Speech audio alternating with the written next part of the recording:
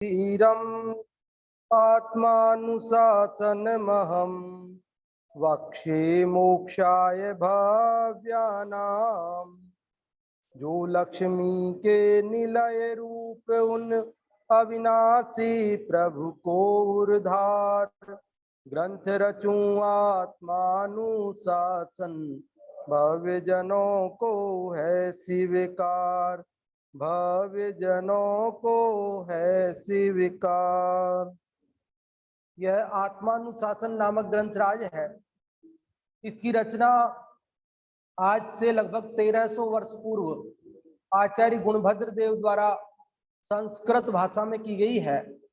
इसमें 270 श्लोक हैं और उनमें से हम 233 श्लोक पढ़ चुके हैं। आज हम 234 नंबर का श्लोक पढ़ेंगे। 234वां श्लोक पहले अपन पढ़ लेते हैं, फिर उसकी चर्चा करते हैं। ये एक छोटा सा अनुष्टुप छंद है। संस्कृत में सबसे छोटा छंद होता है अनुष्टुप। बहुत छोटी छोटी 2 लाइनें होती है। देखते हैं इसमें क्या कह रहे हैं आचार्य गुणभद्र देव। मंक्षु मोक्षम सुसम्यक्त्व सत्यंकार स्वसात्कृतम ज्ञान चारित्र साकल्य मूल्येन स्वकरे कुरु। सम्यक दर्शन का अग्रिम दे किया मोक्ष को आरक्षित। ज्ञान चरित संपूर्ण मूल्य दे उसे हस्तगत कर ले शीघ्र। है क्या कह रहे आचार्य गुणभद्र देव। मंक्षु, मंक्षु मतलब का अर्थ होता है शीघ्र, जल्दी। मोक्षम, मोक्ष को, जल्दी से मोक्ष को। सुसम्यक्तु सत्यंकार स्वसात कृतम। सुसम्यक्तु मतलब सम्यक दर्शन रूपी सत्यंकार। सत्यंकार अर्थात शपथ पूर्वक, या यूं समझिए हिंदी में अपन बोलते हैं ना बयाना, क्या बोलते हो, अग्रिम, टोकन मनी बोलते हो, टोकन मनी अंग्रेजी में। तो हिंदी में क्या बोलते हो आप, साई बोलते हो, है पेशगी भी बोलते हैं, पेशगी बोलते हैं। जैसे आप कोई प्लॉट खरीदना है, मकान खरीदना है, तो क्या करते हो कि पहले देख के आपको पसंद आ जाए तो आप उसको कुछ पैसे एडवांस दे देते हो, दे देते ना। अब प्लॉट तो 2 करोड़ का है तो एक साथ 2 करोड़ तो नहीं देते हो, लेकिन उसे 50,000 रुपया, 1 लाख रुपया दे करके तो भाई ये हमारा एडवांस, क्या बोलते हैं उसको, साई बोलते हैं। कई लोग साई बोलते हैं, कई लोग बयाना बोलते हैं। अंग्रेजी में उसको क्या बोलते हैं, टोकन मनी बोलते हैं। जो अब आप समझ गए उसका मतलब, ठीक है। तो वो कह रहे हैं कि अब मोक्ष प्राप्त करना है ना आपको, अपने को क्या खरीदना है, मोक्ष रूपी महल खरीदना है। अपने को क्या खरीदना है, अब मोक्ष रूपी महल खरीदना है। तो मोक्ष रूपी महल खरीदना है तो आचार्य गुणभद्र कह रहे हैं कि मंक्षु, मंक्षु मतलब शीघ्र, जल्दी से, मोक्षम मोक्ष को, सुसम्यक्तु सत्यंकार स्वसात कृतम, कि सुसम्यक्तु सम्यक दर्शन रूपी सत्यंकार के द्वारा स्वसात कृतम अपना बना लो। उसकी साई देकर पहले अपना निश्चित कर लो, बुक कर लो, पहले मोक्ष को बुक कर लो। वो बुक कैसे होता है, क्या देना पड़ता है बुकिंग के लिए, तो कह रहे सम्यक दर्शन, सम्यक दर्शन प्राप्त करोगे तो सम्यक मोक्ष की बुकिंग होगी। आप बुकिंग करना, बुकिंग तो कैसे बुकिंग होगी, क्या हमको अग्रिम देना पड़ेगा, एडवांस क्या देना पड़ेगा, ये पहले सम्यक दर्शन एडवांस दोगे तो आपका मोक्ष सुनिश्चित हो जाएगा। सुनिश्चित तो हो जाएगा लेकिन अभी मिलेगा नहीं। क्यों, 50,000 देने से 2 करोड़ का प्लॉट थोड़ी मिलेगा। अब 50,000 देने से आपका प्लॉट अब वो दूसरे को नहीं बेचेगा, आपका हो गया वो, लेकिन आपका पूरी तरह तब होगा कि जब बाकी पैसे भी आप उसको चुकाओगे। तो यहाँ कह रहे तुम्हें मोक्ष चाहिए ना, तो तुम पहले सम्यक दर्शन का साई दे दो, पहले टोकन मनी दे दो, और फिर उसके बाद क्या करो कि ज्ञान चारित्र साकल्य मूल्य न, ज्ञान चारित्र रूपी साकल्य मतलब संपूर्ण मूल्य द्वारा स्व करे कुरु, स्व मतलब अपने, कर मतलब हाथ, करे मतलब सप्तमी एक वचन है, कर में हाथ में, अपने हाथ में कुरु कर लो, है? ये मोक्ष को अपने हाथ में कर लो। कैसे?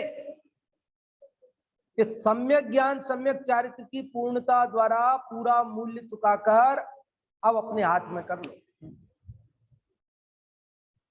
समझ में आई कि नहीं आई बात? अपन को प्लॉट खरीदना है, मकान खरीदना है, तो पहले हमें क्या करना पड़ता है? तो वो कुछ पैसे एडवांस दे देते हैं, एक शपथ पत्र बनाते हैं, हिंदी में शपथ पत्र बोलते हैं। आप उस पर नहीं लिख रहे स्टाम्प पेपर के ऊपर, अब ये हमारा इसमें 2 करोड़ में ये प्लॉट का सौदा हुआ है, और जिसमें से हम अभी 50,000 इनको एडवांस दे रहे हैं, और फिर बाकी इतनी तारीख को ये रजिस्ट्री होगी, तब ये जो है हमको इनको पैसा पूरा दे देंगे। जो भी उसकी विधि है आप समझते हैं उसमें मेरे से ज्यादा। तो यहाँ मोक्ष रूपी महल खरीदना अपने हो, क्या खरीदना है? मोक्ष में जाना है कि नहीं जाना है?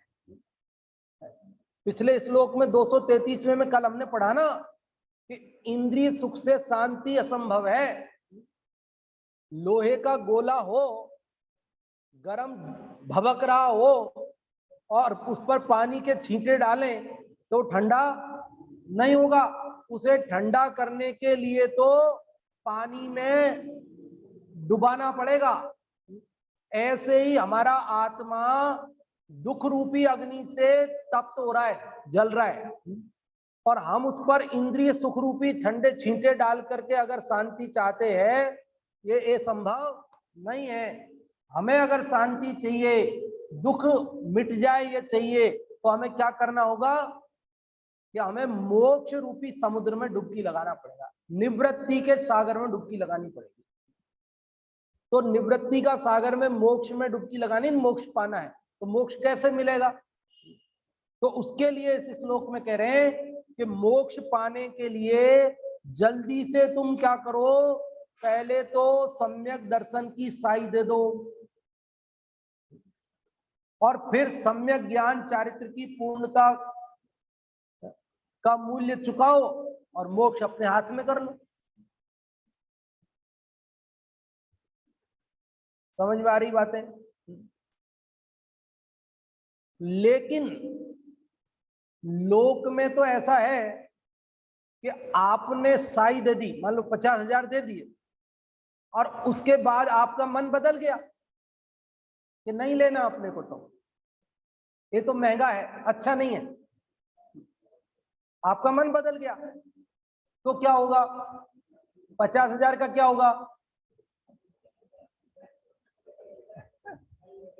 वापस मिलेंगे कि नहीं मिलेंगे? तो वापस नहीं मिलेंगे, वो डूब जाएंगे आपके पैसे। आपकी जो साई है, अगर आपका मन बदल गया लेने का, तो वो साई आपको वापस नहीं मिलेगी, वो पैसे डूब जाएंगे। लेकिन ये मोक्ष मार्ग में आपके पैसे डूबने वाले नहीं है। यहां आपने सम्यक दर्शन की साई दे दी मोक्ष महल खरीदने के लिए, और कदाचित आपका मन बदल गया कि हमें तो मोक्ष नहीं जाना, हम सम्यक ज्ञान चारित्र की पूर्णता नहीं करते हैं, यहां तक कि सम्यक दर्शन को भी वापस छोड़ देते हैं, तो भी हमारा वह बेकार नहीं जाता। अल्प काल में ही पुनः सम्यक दर्शन होकर ज्ञान चारित्र की पूर्णता होकर मुक्ति हो जाती है। मुकेश जी भाई साहब है, हाँ हो जाते नहीं, शायद सम्यक दर्शन नहीं होगा तो औपसमिक को तो अंतर मुहूर्त में वो तो या तो छूटेगा या तो कन्वर्ट होगा, और क्षयोपसमिक की 66 सागर जो स्थिति है मैक्सिमम वो है, और बाकी तो जो क्षायिक है वो तो रहता है। तो वो सम्यक दर्शन होकर के छूट सकता है, उसमें क्या है। तो सम्यक दर्शन होकर छूट भी गया तो आपके मोक्ष महल की बुकिंग बेकार नहीं जाएगी। लेकिन यहां तो लोक में आपने अगर आपका मन बदल गया तो आपकी बुकिंग बेकार जाएगी, उसकी कोई कीमत नहीं बुकिंग की। लेकिन यहां तो आपकी साई भी वापस आएगी और आपका मोक्ष महल भी होगा। क्या समझ में आई बात? अंतर समझ में आया लोक में और उसमें? पहले तो तुलना बताई लोक में और मोक्ष महल को खरीदने में, कि एक तरफ तो आपको यहां भी पहले साई देनी पड़ती है, फिर पूरा मूल्य चुकाना पड़ता है, तब वो वस्तु आपकी होती है। ऐसे ही वहां सम्यक दर्शन की साई देनी होती है, फिर ज्ञान चारित्र रूपी मूल्य चुकाना पड़ता है, फिर वो मोक्ष महल अपना होता है।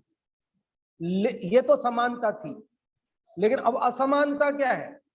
असमानता यह है कि लोक में आपकी साई बेकार चली जाती है अगर आगे आप पूरा पैसा चुकाओ नहीं, कुछ करो नहीं तो। लेकिन यहां यदि आप सम्यक ज्ञान चारित्र नहीं किया पूर्ण, यहां तक कि सम्यक दर्शन भी छूट गया, तो भी आपका ये जो पुरुषार्थ है ये बेकार नहीं जाता है। एक बार सम्यक दर्शन हो गया, फिर कदाचित छूट गया, तो भी अल्पकाल में पुनः सम्यक दर्शन हो जाएगा और ज्ञान चारित्र भी होगा और मुक्ति भी होगी। ज्ञानार्णव नाम का ग्रंथ है, उसमें आचार्य शुभचंद्र देव ने लिखा है।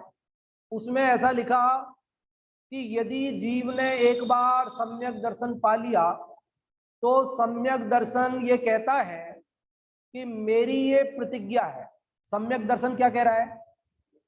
सम्यक दर्शन कह रहा है मेरी ये प्रतिज्ञा है कि जो जीव एक बार मेरे को प्राप्त कर लेता है और फिर यदि उसका मोक्ष जाने का विचार बदल भी जाता है तो भी मैं उसे अधिक से अधिक अर्धपुद्गल परावर्तन काल में मोक्ष ले जाकर ही रहूंगा। ये सम्यक दर्शन की प्रतिज्ञा है। क्या प्रतिज्ञा की सम्यक दर्शन ने?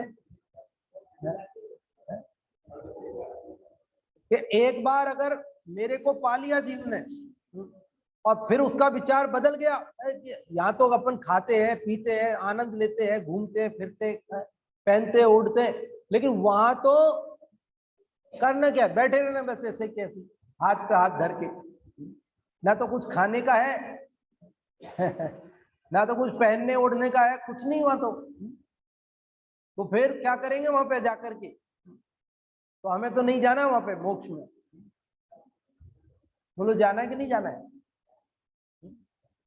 सोचा आपने मोक्ष में क्या है, क्या मिलने वाला आपको? यहाँ जो आपको सुख सुविधाएं नजर आती है वैसी तो वहां कुछ भी नहीं है, वैसा तो वहां कुछ भी नहीं है। जाना है कि नहीं जाना, सोच लेना एक बार। कन्हैया लाल जी साहब, जाना है कि नहीं जाना है? जाना है पक्का? अच्छा हाँ जाना है बिल्कुल, तभी तो जो है कर रहे हैं पुरुषार्थ बराबर। जाना है, लेकिन कदाचित किसी जीव का विचार बदल जाए कि नहीं जाना हमको, तो नहीं जाना। तो अब सम्यक दर्शन कह रहा है कि भैया अब ये बेचारा ना समझ है, अब ये मना करता है, तो क्या ये तो ना समझ है, लेकिन मेरे को इसने एक बार बुलाया है तो अब तो मेरी जिम्मेदारी है इसको पहुंचाना। ये बच्चा है ना, मना करता है, नहीं खाना खाना, नहीं पीना दूध, नहीं खाना दवाई, बच्चा मना करता है तो माँ क्या करती है, छोड़ देती है उसको, तो मत पी दूध, चल मत खा दवाई, चल मत खा खाना, नहीं जाना स्कूल, तो माँ क्या करती है, हाँ हाँ ठीक है मत जा स्कूल, करती है ऐसे? नहीं करती। क्यों? माँ कहती है ये तो मेरी जिम्मेदारी है, ये बच्चा क्या समझे, इसको क्या पता कि स्कूल जाने से इसका भला है कि बुरा है, इसको क्या पता कि दूध भी इसको पीना चाहिए नहीं पीना चाहिए, इसको क्या पता। तो वो माँ कहती ये तो मेरी जिम्मेदारी है, ये मना करेगा तो भी मैं इसको खिलाऊंगी, पिलाऊंगी, पहनाऊंगी, ओढ़ाऊंगी, स्कूल भेज दूंगी इसको।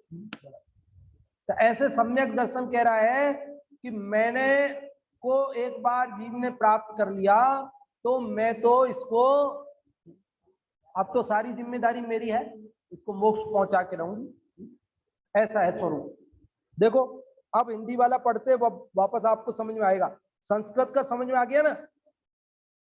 सम्यक दर्शन का अग्रिम दे, किया मोक्ष को आरक्षित, ज्ञान चरित संपूर्ण मूल्य दे, उसे हस्तगत कर ले शीघ्र।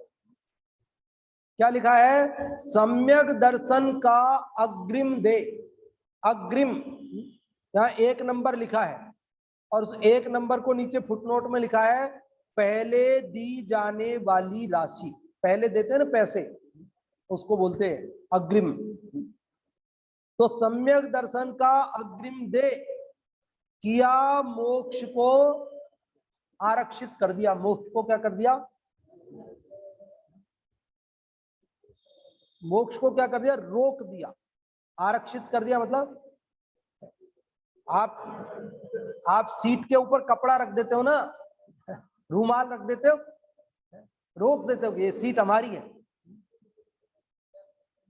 आपने सीट को रोक तो दिया, लेकिन बस चलने से पहले अगर चढ़ के सीट पे बैठ नहीं गए ना तो क्या होगा?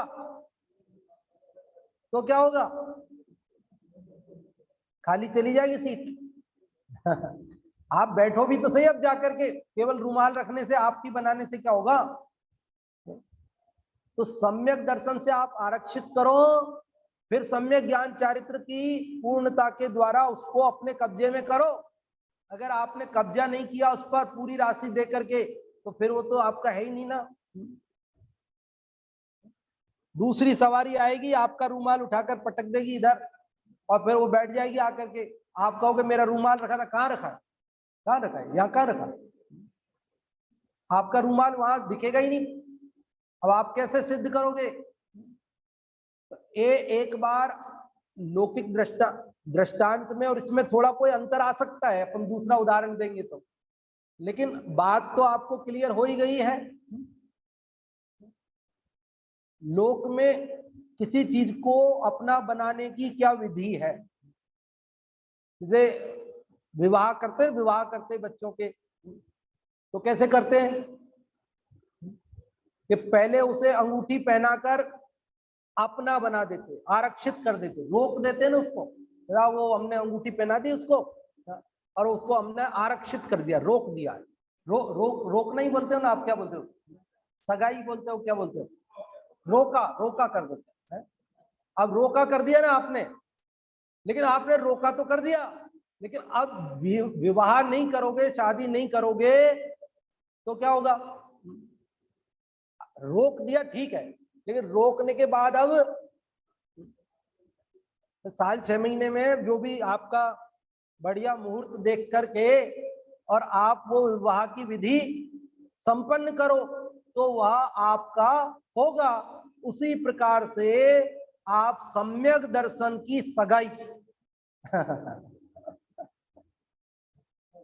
और फिर ज्ञान चारित्र की ये विवाह, इस विधि से मोक्ष को, मुक्ति को अपना बनाया जाता है? मुक्ति रमणी प्राप्त होती है इस प्रकार से।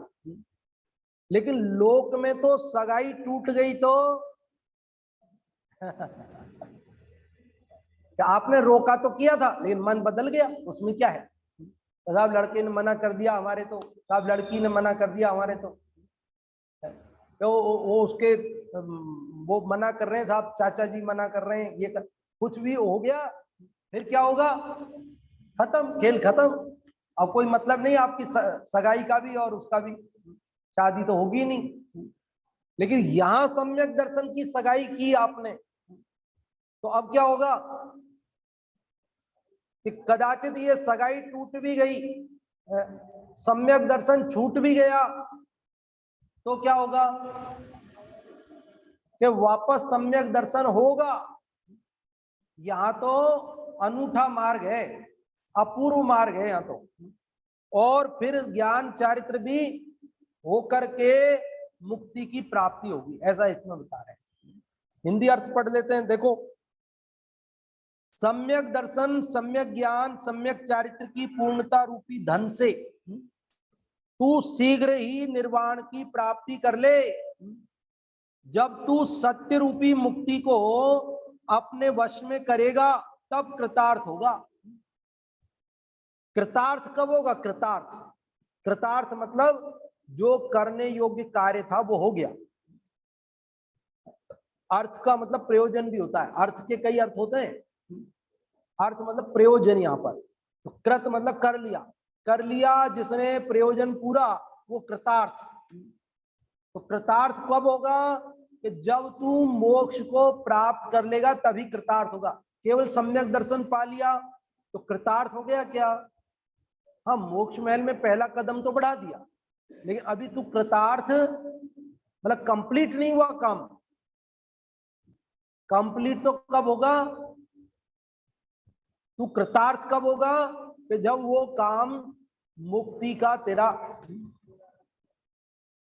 फसल को पक गई और थ्रेसर से, थ्रेसर मशीन होती है ना, उससे निकाल लेते हैं, वो सब अलग अलग कर देते हैं आजकल ट्रैक्टर से, और वो खलिहान में पूरे गेहूं की रास ढेर लगा है। अब तो किसान निश्चिंत है ना, फसल तैयार हो गई, अब क्या है, थ्रेसर से अलग कर दी, अब क्या चिंता है? अरे अभी तो बहुत चिंता है, अभी बारिश आ सकती है, अभी कोई चोर लुटेरे लूट के भर के ले जा सकते हैं। जब वो फसल को घर में कोठे में ले जाकर रख देता है, कहाँ रख देता है? घर में कोठा, जानते हैं भंडार क्या बोलते हैं आप, गोदाम, और उसके पास जो कमरा है उसमें ले जाके रख देता है सुरक्षित अपने घर में। तब वो निश्चिंत होता है, हाँ मेरा कृतार्थ, अब मेरा काम हो गया। तो ऐसे ही सम्यक दर्शन, ज्ञान, चारित्र की पूर्णता, ये तीन की पूर्णता, उसके द्वारा ये मुक्ति प्राप्त होती है, तब जीव कृतार्थ होता है। कृतार्थ मतलब काम कंप्लीट। और हम कब कृतार्थ मान रहे हैं अपने को? हम तो ये मान रहे हैं कि साहब हमने जो है 2 समय स्वाध्याय कर लिया, हो गए कृतार्थ। हमने पूजन कर ली, हमने दान कर दिया, हमने तीर्थ, सारे भारत के तीर्थों की वंदना कर ली है, बच्चे बच्चियों की शादी ब्याह करके उनको दुकान धंधा खुलवा दिया है। अब हम तो कृतार्थ हो गए कृतार्थ। अरे कहाँ कृतार्थ हो गए? हमारा काम तो अभी बाकी है। हमारा काम कब पूरा होगा? मोक्ष महल में पहुंचे पर ही पूरा होगा। उसके पहले हम कृतार्थ नहीं हुए, हमारा काम कंप्लीट नहीं हुआ। देखो भावार्थ भी, जैसे कोई व्यक्ति, भावार्थ मिल गया ना सबको, जैसे कोई व्यक्ति धनादि देकर अपनी इष्ट वस्तु को आपने हाथ में कर लेता है, अर्थात प्राप्त कर लेता है, वैसे ही तू जब रत्नत्रय रूपी धन से मोक्ष पदार्थ को अपने हाथ में कर लेगा तभी सुखी होगा।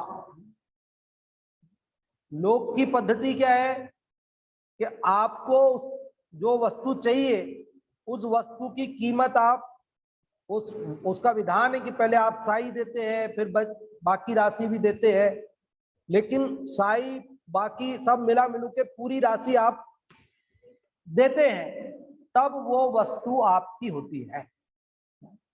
और यहाँ मोक्ष के लिए आपकी वो वस्तु कब होगी? मोक्ष महल कब अपना होगा?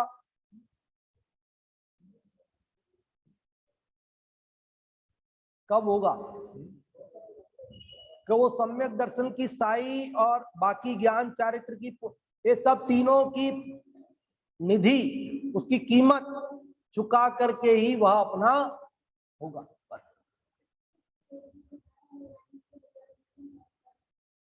रिजर्वेशन कंफर्म, कंफर्म है, बहुत अच्छी बात है, बधाई हो। जिनका रिजर्वेशन कंफर्म है उनको बहुत बहुत बधाई हो। चलो देखो, कुछ पूछना तो नहीं चाह रहे ना वो उसमें? हाँ ठीक। तो बात समझ में आ रही ना आपको? देखो तत्वार्थ सूत्र में भी पहले नंबर का सूत्र है, सबसे पहला सूत्र, सम्यक दर्शन ज्ञान चारित्राणी मोक्ष मार्ग, कि मोक्ष का मार्ग, मार्ग मतलब उपाय, मार्ग रास्ता होता है, रास्ते पे चल के और मंजिल मिलती है, और उसको हम उपाय कह सकते हैं। उपाय करते हैं तो जो हमारा उपेय है, लक्ष्य है, उसकी प्राप्ति होती है। तो ये मोक्ष हमारा क्या है? लक्ष्य है, उपेय है, मंजिल है। तो उसकी प्राप्ति, उसका मार्ग, उसका रास्ता क्या है? तो ये सम्यक दर्शन ज्ञान चारित्र ऐसा रास्ता है। कल एक ऑनलाइन वाले भाई का फोन आया था, वो कह रहे थे कि पहले तो हमको ऐसा लगता था आप हमको ही पढ़ा रहे हो, आप हमसे पूछते थे, हम बताते थे, और कुछ आपको पूछना होता तो पूछते। अब तो बस ऐसा लगता है कि एक खिड़की खोल करके आपको सुन लेते हैं कि ये आपके यहाँ चल रहा है, उसको हम ऐसा सुन लेते, खिड़की खोल के सुन लेते बस। अब तो ऐसे लगता है कि आप कर तो, समझा तो, पढ़ा तो किसी और को रहे हो, और हम ऐसे खिड़की खोल करके देख लेते हैं कि आप पढ़ा रहे हो। मैंने कहा भाई अब कुछ तो समझौता करना ही पड़ेगा। फिर भी किसी को भी ऑनलाइन वाले भाइयों को पूछना हो, चाहे आप लोगों को पूछना हो, आप सब पूछ सकते हैं। और पूछने का ये है कि अभी डायरेक्ट अपन नहीं, क्योंकि इसमें अपने पास इतनी टेक्नोलॉजी नहीं है कि, क्योंकि है चैट में लिख देंगे तो भी यहाँ बता देंगे, तो उसका उत्तर भी अपन बता देंगे, क्योंकि अब अपने पास इतनी टेक्नोलॉजी। अब ये आवाज नहीं जाती ये लगाए बिना, और ये लगा लेते हैं तो आवाज आती नहीं है, मतलब जाती जाती है, बस आती नहीं है। ये आवाज फिर इसमें पिन लगाने के बाद बंद हो जाती है। खैर, तो बात चल रही थी अपनी सम्यक दर्शन ज्ञान चारित्र, ये मुक्ति का मार्ग है। एक भाई ने क्या था, वो कुएं में गिर गया। किसमें गिर गया? कुएं में गिर गया। तो उसने आवाज लगाई कि भाई मेरे को निकालो, बचाओ, कोई है क्या, मैं गिर गया कुएं में। तो लोगों ने आवाज सुनी तो आसपास वाले इकट्ठे हो गए, औरों को बुला लिया, और उन्होंने देखा अरे यार कुएं में कोई आदमी गिर गया है, और बेचारा कह रहा है बचाओ, निकालो। तो निकालना तो चाहिए अपने को, इंसानियत इसी को कहते हैं। तो उन्होंने कहा भाई कैसे निकालें तेरे को, अब कुएं में तेरे साथ हम तो नहीं गिर सकते हैं। तो उसने कहा निकालो, जल्दी निकालो, मैं मर जाऊंगा यहाँ पे। तो उन सब लोगों ने क्या किया कि एक मजबूत रस्सी, 3 बट वाली रस्सी मजबूत, उन्होंने उस कुएं में डाल दी, और उससे कहा कि तू इस रस्सी पे चढ़ करके और ऊपर आ जा। हमने ये रस्सी अच्छे से मजबूती से पकड़ रखी है, बांध रखी है, तू तो इस रस्सी पे चढ़ करके ऊपर आ जा। तो उसने कहा मेरे को रस्सी पे चढ़ना नहीं आता। क्या कहा उसने? मेरे को रस्सी पे चढ़ना नहीं आता, मेरे को थोड़ी आता रस्सी पे चढ़ना, आपको हमको कहाँ आता रस्सी पे चढ़ना, हम तो सीढ़ियों पे ही मुश्किल से चढ़ते हैं। हम तो लिफ्ट में होके अपने को ये ऊपर आना पड़ता है, अपन कहाँ रस्सी पे होके चढ़ सकते हैं। तो वो भी बेचारा ऐसा ही था कोई। तो उसने कहा कि भाई मैं रस्सी पे होके चढ़ नहीं सकता हूँ, और तुम सब मेरे को निकालो जल्दी से, यहाँ मर जाऊंगा कुएं में नहीं तो मैं। तो उन्होंने कहा ठीक है भैया, अब तुम अगर रस्सी पे नहीं चढ़ सकते हो तो कोई बात नहीं, अगर नहीं चढ़ सकते तो अब क्या करें, नहीं चढ़ सकते, नहीं आता सबको, तो तुम ऐसे करो, इस रस्सी को पकड़ लो। क्या करो? इस रस्सी को पकड़ लो, तो हम क्या करेंगे, तुमको खींच लेंगे। रस्सी खींच ले। समझ में आ रही बात? क्या कही उससे कि तुम रस्सी पे चढ़ नहीं सकते हो तो कम से कम इस रस्सी को पकड़ लो, मजबूत कस के पकड़ लो, तो हम खींच लेंगे तुमको ऊपर। तो उसने कहा मेरे को रस्सी पकड़ना भी नहीं आता,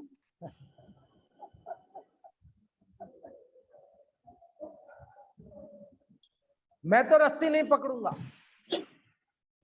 तो लोग क्या कहेंगे बोलो, क्या करेंगे बताओ? कमर पे बांध देंगे? अच्छा, आप ज्यादा ही दयालु हैं तो क्या कर सकते हैं, अब इतने दयालु वे नहीं थे। उन्होंने कहा देख भैया, सुन ले कान खोल के, ये 3 बट वाली रस्सी मजबूत हमने यहाँ डाली है, सही तरीका तो यह है कि तू खुद पकड़ के ऊपर आता, लेकिन अगर तू इतना नहीं कर सकता है तो कम से कम इतना काम तो तेरे को करना ही पड़ेगा कि तू इस रस्सी को पकड़े। हम खींच सकते हैं, इससे ज्यादा कुछ नहीं कर सकते हैं, और तू रस्सी को पकड़ेगा ही नहीं तो हमारे पास कोई उपाय तेरे को निकालने का नहीं। तो ऐसे ही हमने भगवान से कहा कि भगवान, हम इस संसार रूपी कुएं में पड़े हैं, हमको निकालो, ऊपर ले जाओ, आपके पास बुला लो, हमको भी बुला लो आपके पास में। तो उन्होंने कहा हमने इस कुएं में, संसार रूपी कुएं में क्या डाल दी है, एक 3 बट वाली मजबूत रस्सी डाल दी है। सम्यक दर्शन, सम्यक ज्ञान और सम्यक चारित्र की 3 मजबूत बट वाली रस्सी डाल दी है। 3 बट वाली रस्सी तो जानते ना आप, देखी होगी ना रस्सी तो 3 बट वाली सम्यक दर्शन ज्ञान चारित्र की एकता मतलब बट वाली रस्सी, वो हमने इसमें संसार रूपी कुएं में डाली हुई है, तुम इस पर चढ़कर आ जाओ। हम भी पड़े थे इसमें, हम भी इसी रस्सी पे होके आए। सिद्ध भगवान क्या कहेंगे, अनंत भगवान क्या कहेंगे कि भैया ये सम्यक दर्शन ज्ञान चारित्र की मजबूत रस्सी है, इस पे चढ़ के आ जाओ। और अगर आप चढ़ के नहीं आ सकते हो तो कह रहे पकड़ तो लो भैया, पकड़ लो मतलब कम से कम सम्यक दर्शन तो कर लो, पकड़ तो लो मतलब कि 3 है ना सम्यक दर्शन ज्ञान चारित्र, इनमें से तुम एक तो कर लो सम्यक दर्शन, तो फिर हमारी गारंटी है कि तुम्हें पकड़ के खींच लेंगे। भगवान तो नहीं खींचेंगे, लेकिन ये सम्यक दर्शन कह रहा है मेरी सौगंध है, मैं पहुंचाऊंगा तुमको, घबराते क्यों है? तुम सम्यक दर्शन एक बार मेरे को करो तो सही, मतलब रस्सी को पकड़ो तो सही, अगर तुमने इसको पकड़ लिया, सम्यक दर्शन कर लिया, तो मैं तुम्हें गारंटी से पहुंचा दूंगा। तथा वो ज्ञान चारित्र और वो सबका क्या होगा, और सम्यक दर्शन भी कहीं छूट गया तो, औपसमिक होकर चाहे उपसमिक होकर छूट गया तो बोले वो सब मेरे पे छोड़ दो, तुम एक बार पकड़ो तो सही। आज भी वो रस्सी यहां डाली हुई है उन्होंने, कलिकाल में भी, इस पंचम काल में भी वो रस्सी अभी है, वो मोक्ष महल में पहुंचाने वाली रस्सी आज भी वो डली हुई है। हम सम्यक दर्शन तो उसको पकड़ करके कर सकते हैं, और ज्ञान चारित्र ये भी जो 3 कसाय चौकड़ी के अभाव पूर्वक जितना भूमिका अनुसार मुनि तो सच्चे मुनि तो भावलिंगी संत तो पंचम काल के अंत तक होंगे, तो ये सब अभी रस्सी, वो रास्ता बंद नहीं हुआ है अभी, वो रास्ता बंद अभी नहीं हुआ है, बस हमारी अज्ञानता है कि हम उस रस्सी को पकड़ भी नहीं रहे, हमारी कमी है। बताओ क्या कमी है? इस संसार रूपी समुद्र से, कुएं से जीवों को निकलने का मार्ग आज भी चालू है। आज भी 6 महीना 8 समय में कितने जीव, 608 जीव मोक्ष जा रहे हैं। यहां से नहीं जा रहे तो कहीं से तो जा रहे हैं। ढाई द्वीप से ही जा रहे हैं और कहीं से तो जा नहीं रहे। कोई 45 लाख योजन की जो ये ढाई द्वीप है और 45 लाख योजन का ही वो सिद्ध शिला है और सीधे जाते हैं, मुड़ने उड़ने का कोई काम नहीं है। तो मुड़ता कौन है? जिसके मायाचार होता है। अब जो मोक्ष जाने वाला जीव है उसके मायाचार है ही नहीं है, तो वो मुड़ेगा क्यों? तो सीधा जाएगा।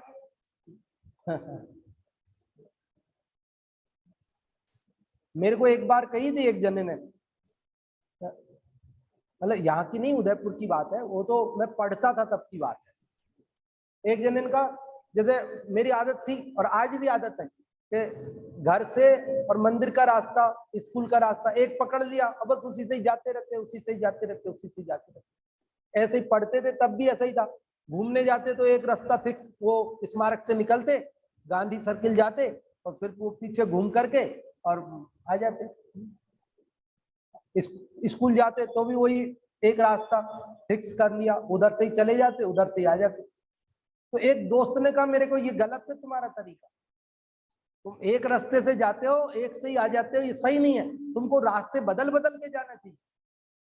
आज इधर से जाओ, कल उधर से जाओ, परसों और उस गली से निकलो, एक ही एक रास्ते से जाते हो, ऐसे नहीं जाना चाहिए। तो मैंने, क्यों, क्या दिक्कत है?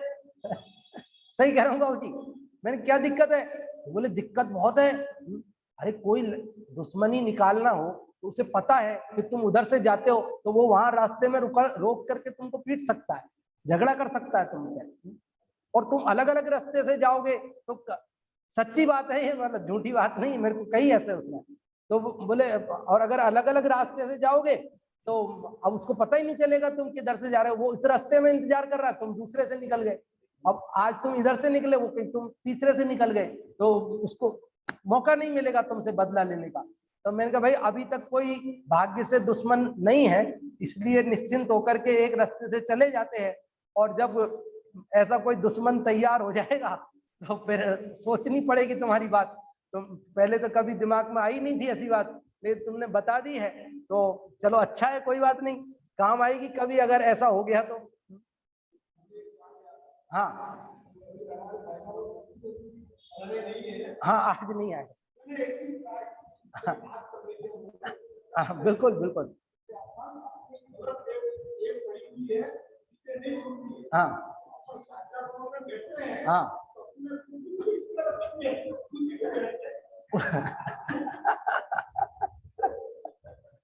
नहीं तो वो तो अच्छा है ना, कोरोना काल में अपनी अपनी कुर्सी फिक्स रहे। तो एक दूसरे का छूने का ज्यादा काम नहीं होवे। खैर, मतलब ऐसा है ना, वो बाबूजी के वो घनिष्ठ मित्र हैं, तो बाबूजी के घनिष्ठ मित्र हैं तो उनको उनके मित्र ने बात कही ना, हमें अपने मित्र ने ऐसा कहा था, तो ठीक है। लेकिन अगर हमारे दुश्मन होंगे तब तो ऐसा करना ही पड़ेगा भाई, उसमें क्या है। तो अगर हम मायाचारी करेंगे तो हमारे दुश्मन भी होंगे, और दुश्मन होंगे तो फिर मुड़ मुड़ के ही अपने को संसार में घूमना पड़ेगा। और लेकिन हमारे मायाचारी नहीं होगी तो कोई हमारा दुश्मन भी नहीं होगा, और कोई दुश्मन नहीं होगा तो हमें मुड़ मुड़ के नहीं जाना पड़ेगा, फिर तो हम सीधे जाएंगे सिद्धालय, सीधे। सिद्ध जीवों की गति सीधी क्यों होती है? मुक्त जीव सीधे क्यों जाते हैं? कोई दुश्मन है ही नहीं है, कोई मायाचारी नहीं है, छल कपट नहीं है, कुछ करना नहीं है, कोई विकार बचा नहीं है, काहे को जाए मुड़ मुड़ के, वो तो सीधे जाते, ऐसा स्वरूप है। तो आज अपन ने कौन से नंबर का श्लोक पढ़ा? 234 नंबर। कितने नंबर? 234, 234 नंबर का। इस श्लोक में क्या बात बताई गई है कि मोक्ष की प्राप्ति का उपाय सम्यक दर्शन ज्ञान चारित्र की एकता है। क्या बात बताई गई है? सम्यक दर्शन ज्ञान चारित्र की एकता ही मुक्ति का उपाय है। और उसमें भी क्या खास बात बताई है कि उसमें भी पहले सम्यक दर्शन होता है। क्या बताया है? पहले सम्यक दर्शन होता है, साई देनी पड़ती है। तो पहले क्या होता है? सम्यक दर्शन होता है, फिर ज्ञान चारित्र होता है, उसके साथ में भी होता है, लेकिन पहले नहीं होता है। क्या सम्यक साथ में हो जाते हैं ज्ञान वगैरह आंशिक रूप से, फिर उसमें धीरे धीरे वो चारित्र में और पूर्णता क्रम क्रम से होती है। लेकिन पहले सम्यक दर्शन होना ये पहली जरूरत है, और वो सम्यक दर्शन होने पर ये खासियत है कि जीव नियम से मोक्ष जाता है। उसी भव से जाए या अगले भव से जाए या कुछ एक भवों बाद जावे, लेकिन अधिक से अधिक अर्धपुद्गल परावर्तन काल में वह नियम से जाता है। और सम्यक दर्शन होने के बाद कदाचित सम्यक दर्शन छूट भी जावे तो भी अल्प काल में पुनः होकर पुनः जीव मुक्ति को प्राप्त करता है।